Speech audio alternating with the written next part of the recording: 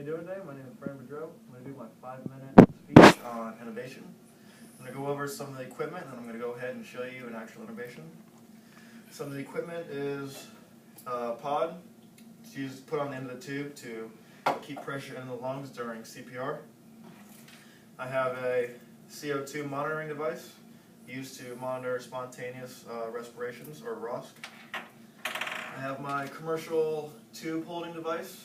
Goes around the neck and it keeps the tube in place so that no one has to hold it, just like that, and it tightens down on the side. I have my blade and handle. Comes in two different forms. Comes in a Mac blade and a Miller blade. The Mac comes in sizes from 0 to 4. Miller comes in double 0 to 4. When you're checking that out, you want to make sure that it's on there snugly, your light works, and then you have fresh batteries in the morning. I also have an OPA, which you just keep the airway open. You slice that up from the corner of the mouth to the tip of the earlobe, and go ahead and put that in place.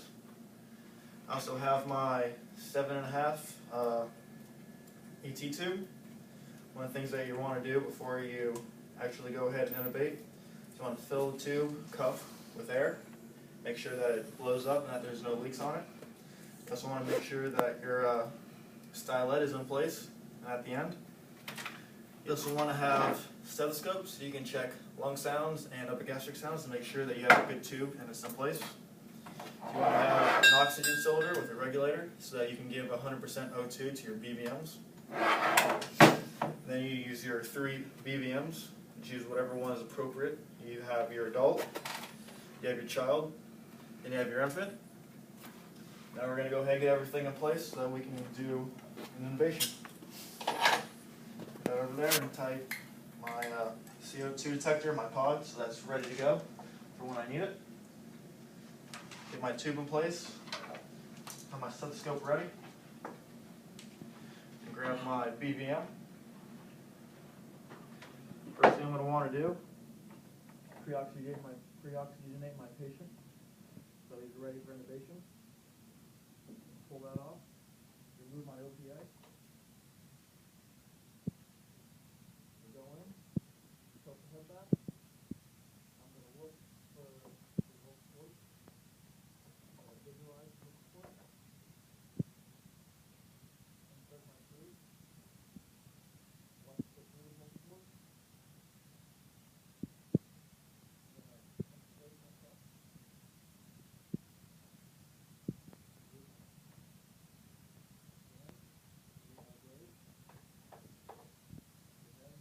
Pull my stylet out. I'm going to grab my BVM. Make sure I have good lung sounds, or good rise and fall, which I do. I go ahead and remove my BVM, attach my CO2 monitor and my pod. Take my ears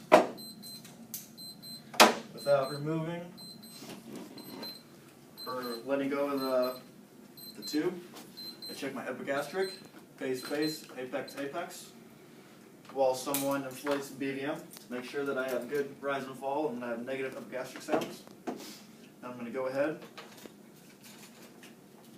and attach this to my tube.